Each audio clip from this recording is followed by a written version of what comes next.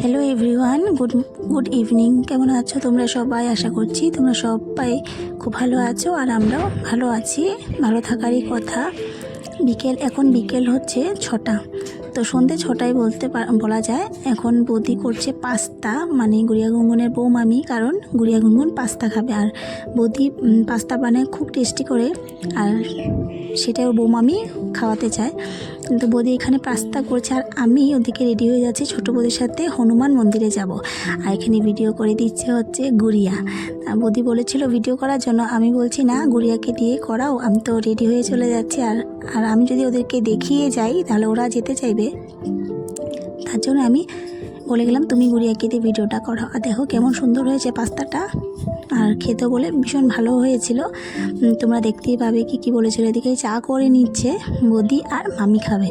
আর আমরাও কিন্তু ওদিক থেকে চাটা খেয়ে বের হয়েছি। বিকেলে মা চা করেছিল, সেটাই খেয়ে বের হয়েছি। তারপরে এসে না হয় আরেকবার খাবো।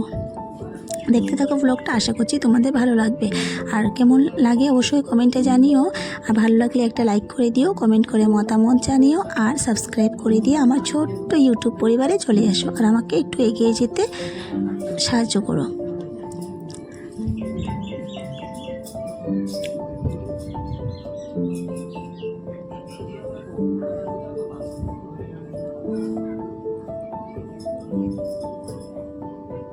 বলে না যে রাধে সে চুলো বাঁধে, আর বৌদি যেমন ভালো রান্না করে তেমন অনেক কিছু পারে, ভালো ভালো হাতের কাজও পারে। তার সাথে বিউটিশিয়ানও, তার সাথে কাটিংও জানে, সেলাই করতেও জানে, সবটাই পারে। কিছু না পারা নয়, মোটামুটি সব দিকেই গুণ আছে। মোটামুটি নয়, ভালোই গুণ আছে। দেখো বাচ্চাদেরকে খাওয়াতেও ভালোবাসে, এইভাবে সবাইকে দিয়ে দিচ্ছে। আমার সাথে আমার লাড্ডু গোপালও আছে, খুশি, গুড়িয়া গুনগুন আছে, গুড়িয়া গুনগুনের 2 বোনও আছে, খুশি আর ইস্যু। খুব নাচছে খেয়ে।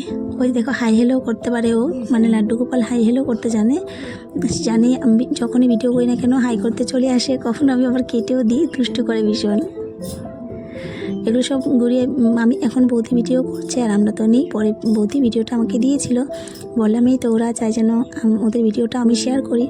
আর বৌদি ভিডিওতে উঠতে ভালোবাসে মনে হয়। বলছে যতদিন তুমি আছো তার উঠিনি এ কদিন। আর গুড়িয়া এখানে মামির সাথে খুব অ্যাসামিস কথা বলছে, আর আমি এই কথাগুলো মিউট করে দিয়েছি। বৌদি বলেছে যে তোমার ভয়েসটাই দিও। এই যে আমি আর বৌদি রেডি হয়ে গেছি, আর আমার মামি বলে দেখি তুই কী পড়েছিস দেখি।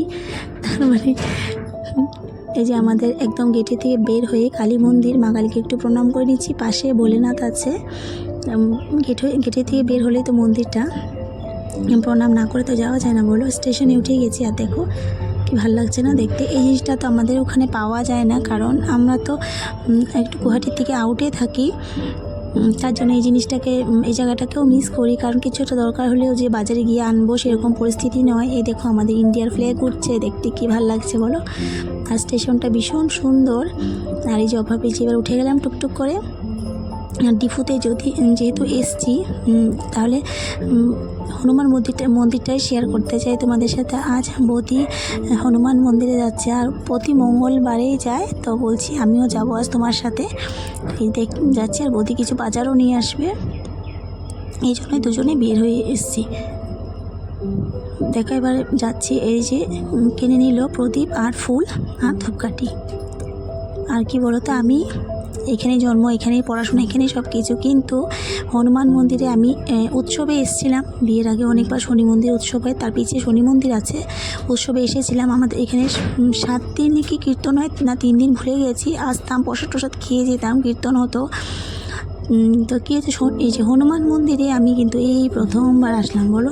এবার আমি কেমন, এখানেই জন্ম, এখানে সব কিছু, কিন্তু এখানেই প্রথমবার আসলাম। তার মানে আমি আগে কোনোদিন এরকম ঘর থেকে তো বের হইনি। আর আমি তো হনুমানজিকে আলাদা করে পুজো করবো এইসব কোনো দিনও ভাবিনি।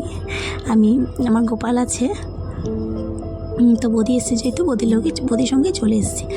দেখো বৌদি আরতি করবে, আমি একটু ক্যামেরা করে দিচ্ছি। আর একজনকে পেয়ে গেছি পরিচিত, সে ক্যামেরা ধরে দিয়েছিল। আমি একটু প্রদক্ষিণ করে নিলাম। যে আমাদের হনুমানজি, তার পাশে অনেক বড় একটা লাড্ডু গোপালও আছেন, তার সাথে নারায়ণ শিলা। দেখিয়ে দিচ্ছি একটু জুম করে, কি সুন্দর দেখো।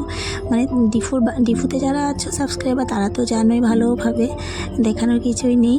তবু আর মানে আসামের বাইরে যারা আছো আমার সাবস্ক্রাইবার তাদেরকে আমি দেখাতে যাই। দেখো বাপের বাড়িতে এসেছি যেহেতু ডিফু, তোমরা দেখো এখানকার হনুমান মন্দিরটা কেমন, তার জন্যই শেয়ার করলাম ভিডিওটা।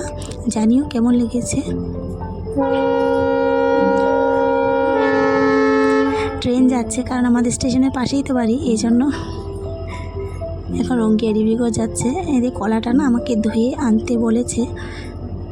আমার বৌদি কিছু কিছু ফটো তুলে নিল, সেটাও দিয়ে দিলাম। তারপর পুজো টুজো দিয়ে, মানে বৌদি তো দিয়েছে, চলে আসলাম বাজারে, বড় সবজির বাজার, এটা বড় মার্কেট। দেখো তোমরা কত ধরনের সবজি কিনা পাওয়া যায় বলো, সব ধরনের সবজি পাওয়া যায়। এই যে লম্বা লম্বা দেখা যাচ্ছে এটা বলে একটা সিম, যে পলাশের বিচি, কে কী বলো জানি না, আমাদের এখানে তো আমরা পলাশের বিচি বলি, সেটাও নিয়ে নিল। আর নিয়েছে কোমরের ডাঁটা, এখানে এসছে নিয়েছে বিনস আর কাঁচা লঙ্কা।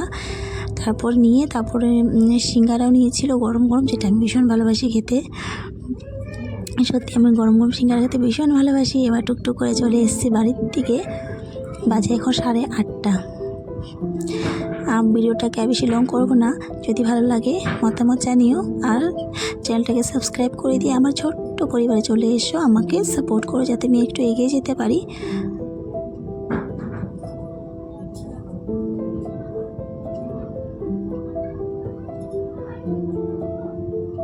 আর আসার সময় একজন মামির সাথে দেখা হয়েছিল, মামির সাথে কথা বলে বলে বাড়ি এসেছিলাম। আমি যে আসলে না ঘর থেকে একদম বের হই না, সবাই এই জন্য বলে আসলে নাকি আমি ঘরেই ঢুকে থাকি, একদম বের হই না। তাই বলছিল একবার তো গিয়ে দেখা করে আসতে পারিস। আজ তাহলে আসি, দেখাবো একদিন নতুন আরেকটি ব্লগের সাথে। টাটা।